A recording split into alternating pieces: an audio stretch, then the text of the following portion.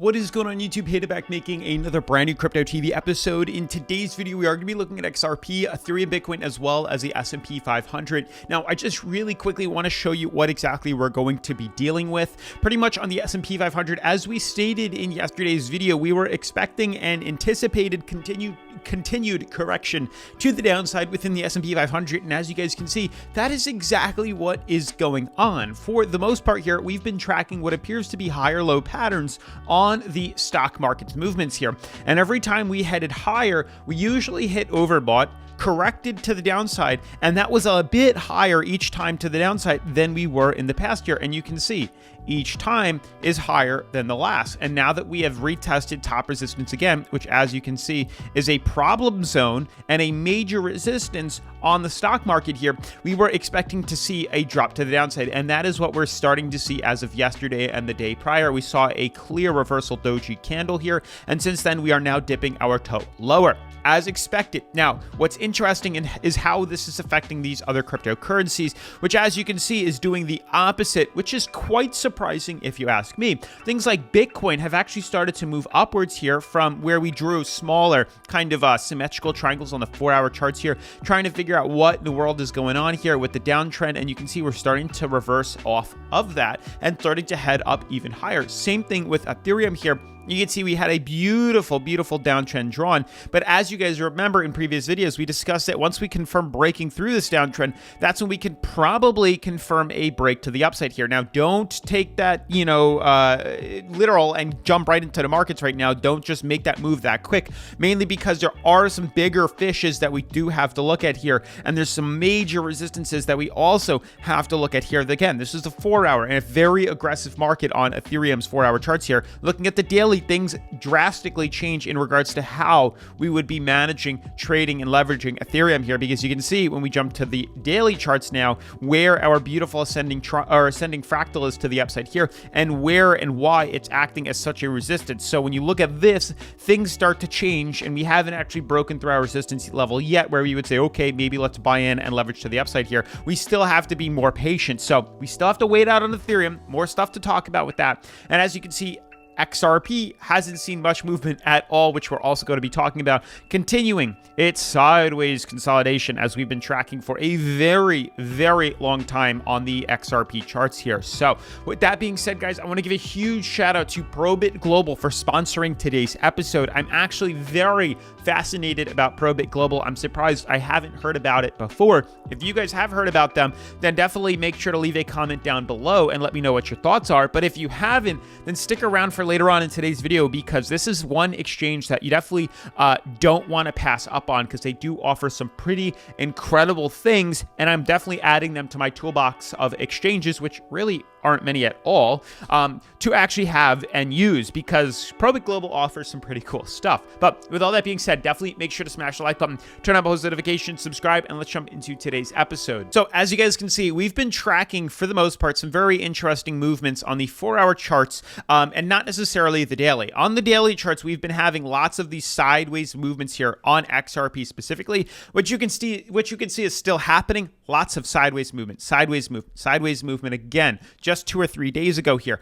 But we started to notice some symmetrical triangles forming here, which we were tracking. There was a bit of resistance here. As you know, 4-hour is an extremely aggressive market to trade around on, an extremely aggressive candle to trade around on, because of how quickly the markets change looking at 4-hour charts. It's pretty much intraday trading. You're in and out within the same day that you buy. And that's not necessarily something that I like coming from a conservative trader. Now, what's interesting is I just want to look at the current coin market cap, give it a quick refresh. You can see we're actually up 2%, which is very nice. And you can see we're slowly starting to recover from some sort of bottom that we had here, which is just shocking to me, because things are starting to change and things are starting to react differently than what we're used to. For the most part, going back a couple of months, every time the stock market fell lower, cryptocurrency, Bitcoin and Ethereum were falling lower too. And that's not the case right now. We're not seeing that exactly happen. Now, we are hitting a bit of resistance on both Ethereum and Bitcoin here. We are kind of getting going a bit higher than we were expecting to see this early on, and that could influence a correction happen. You can see the S&P has just started to dip below its top resistance here,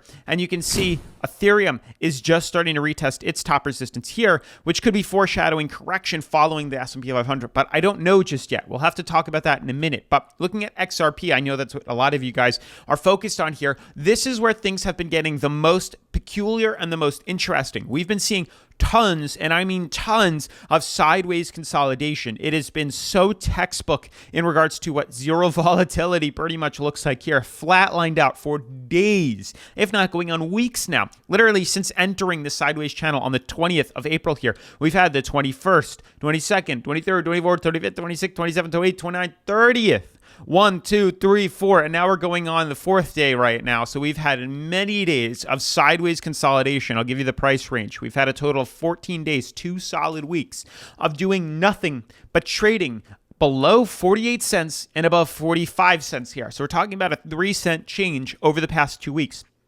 Not normal, not expected, and not anticipated. What this usually means is that something much bigger is coming here. The longer we consolidate inside this channel, which now that I'm, taking note of, is not the first time we've been in this channel here, which is very interesting too. Notice we've been trading in this before. We've had lots of sideways intraday trading before on this, and it's now not that's surprising that we're seeing it again, especially how similar it is. You can see how long the previous time we were trading in here was. For the most part, was about 45 days, which is over a month, which hopefully it doesn't happen now, but it is still something that we have to keep on our radar here. Regardless, this sideways movement does it does end with big movements here. You can see this pretty much ended with a huge run to the downside right afterwards here. Yeah, we had a bull trap, but we fell 40% afterwards. Now, the goal is that that doesn't happen this time around, and hopefully the reason being is because we have the moving average on the daily kind of holding us up. It's kind of supporting us kind of like this, and this should hopefully allow prices to recover and break back to the upside here. That's where I expect and hope the markets actually start to see movement to. Obviously, anything's up for grabs at this point here, but there's a lot of this sideways uncertainty consolidation that's taking over. And simply put, I know there's possible bear traps and bull traps that we could fall for here, but regardless, the same textbook decision is if we can close above our resistance of 48 cents, we could buy in long and leverage to the upside. We close below our price floor, we can buy in and short it to the downside. And obviously, you could do either of that. But before I continue any further, I do want to talk more about PROBIT Global with you, though. I want to give a huge shout out to PROBIT Global for sponsoring today's episode. As with all cryptocurrency exchanges, please do your own research and never invest anything you can't afford to lose. So guys, PROBIT Global describes itself as a global coin-to-coin cryptocurrency exchange and only lists what it deems to be qualified and deserving cryptocurrency projects. Now, they're a centralized cryptocurrency exchange that was founded in 2018. And what's cool is the exchange can be accessed via the web browser or via the App Store on Android as well as iPhone. Now, after doing some research, I found out that PROBIT Global is one of the 100 cryptocurrency exchanges with the highest liquidity. They actually rank number 29 in that list, which is incredible. Furthermore, the PROBIT exchange reportedly has an order matching speed of over 1.5 million orders per second and a customizable user interface. In addition, PROBIT exchange claims to provide users with the option of a hardware security key in addition to two-factor authentication. Also, one of the reasons for PROBIT's popularity is that it supports initial exchange offerings, IEOs. For several years, PROBIT has hosted over 100 IEOs and supports 500 cryptocurrency coins, including new exchanges tokens, DeFi tokens, top cryptocurrencies, and many more. Apart from regular spot trading and IEO investing, users can also use PROBIT for staking, holding, buying crypto for fiat money, as well as participating in trading competitions and receiving airdrops. Like many other exchanges, PROBIT also has a native token called PROB, P-R-O-B. You can stake PROB, PROB, in order to enjoy fee discounts and other benefits, and they also have a referral program in place as well. I truly think that my favorite part about their exchange was after simply creating an account and setting up 2FA, I was able to deposit and withdraw funds Just like that, literally no strings attached. What I also noticed is they have extremely fast withdrawal times, and I didn't even have to fill out KYC, which is pretty cool too. Just keep in mind, if you do want to withdraw larger amounts, then you would need to fill out the KYC, but 1,000 or 2 here and there was perfectly fine. Other features I like is that you can easily buy crypto using the Buy Crypto button at the top of the website. Just buy using a Visa, MasterCard, Apple Pay, Google Pay, and even Samsung Pay. Like, it doesn't get any simpler than that. Otherwise, PROBIT's platform has a typical trading dashboard that, we're used to, as well as it lists coin trading pairs on the left side of the screen, a chart that shows price movement and trading volume in the center, and the order book or trade feed on the right. Beneath the order book are the buy and sell boxes to place orders, and the dashboard also allows 4 kinds of limit orders to help traders minimize losses and maximize profits. Heavy PROBIT users should also consider staking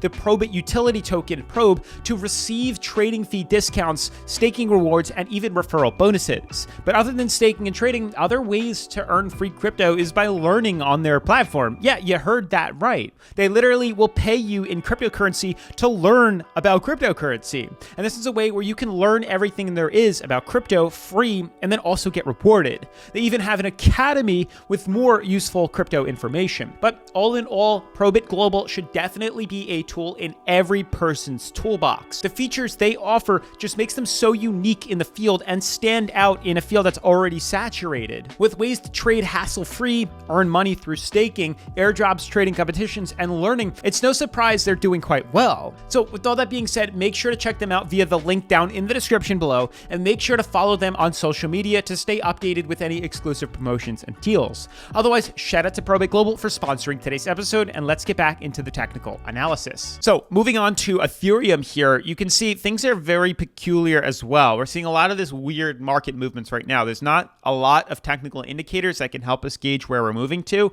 but XRP is flatlined sideways. Ethereum is hitting the top of what appears to be a pretty solid resistance, although we did lower ourselves to 50 on the RSI, so that's not a bad thing, and it does allow us to move up higher. The thing is, how much higher are we going to go? Are we just going to double top and start to correct downwards after that, or are we going to slowly and patiently start to reverse to the upside here? You can see even more so jumping to the weekly, you can see exactly why we had a bit of resistance and a bit of pullback, because after many months since breakout in October of 2022 here, we've consolidated and slowly pulled ourselves back up to retesting and being intertwined within the weekly moving average. Now, the main goal that we're looking for, which probably, and I know you guys are going to get upset, is probably going to take 6 months the rest of this year, is eventually to see the green band cross over the red band, and then that would screen bullish, and then we could start trading above that. But for the time being, I am a strong believer that we are going to consolidate out within the moving average. It's very similar to what we've had before.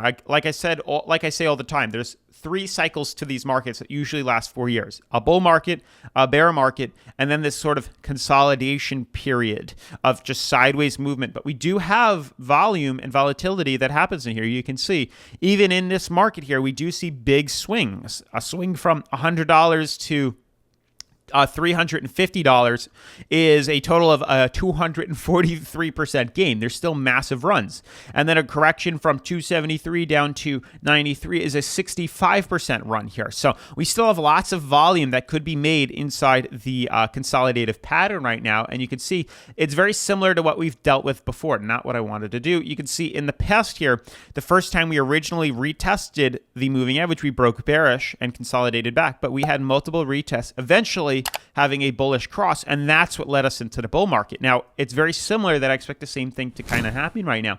Yeah, we've had the first retest immediately corrected downwards. It might cause a lot of consolidation for another couple months here, but eventually we should break through that moving average and see the next bull run form, which, as you can see, kind of ends towards right around here. I mean, I don't know if it's going to take that long. We might even be more into the mid of 2024 before we see that run, but I'm a strong believer that a bull run is coming for Ethereum here, and it's only a matter of time before we see that happen. Now, in the interim, what we're going to be dealing with is a lot more consolidation on Ethereum and a lot of these cryptos. A lot more of the consolidation intertwining, dabbling around with the moving average, eventually leading to some sort of big break that we're all so patiently waiting for here. It's only just going to be a matter of time. Now, more importantly, jumping to the 4 hour, into the daily, much more short term here, you can see We're seeing a lot of this consolidation, and we're retesting resistance, which has not had really any luck breaking through it. So there's a good chance it's not. And again, I don't like to trade inside these sideways channels here, so we really have to wait and see, are we going to break this resistance